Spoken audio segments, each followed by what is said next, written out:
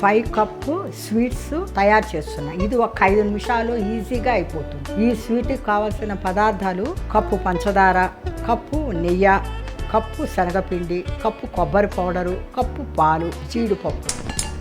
నెయ్యి వేసుకుని జీడిపప్పులు వేయించుకోవాలి. తక్కువ ఫ్లేమ్లో పెట్టి వేయించుకోవాలి. జీడిపప్పు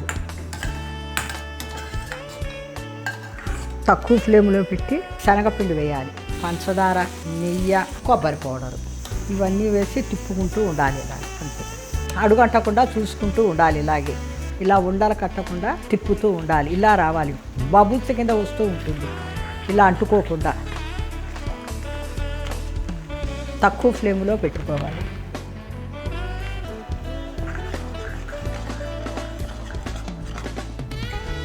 యాలకుల పౌడరు వేస్తున్నా ఇందులో. స్వీట్ తయారైపోయింది. నెయ్యి రాసుకుని ప్లేట్కి అంటుకోకుండా ఉంటుంది అన్నమాట.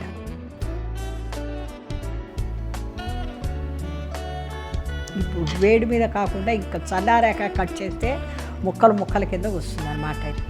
ఈ స్వీట్ మీరు కూడా ఇంట్లో చేసుకోండి. 5 నిమిషాల్లో తయారైపోయే స్వీటు ఈజీగా అయిపోతుంది. ఈజీ బైట్ ఛానల్ సబ్స్క్రైబ్ చేసుకోండి.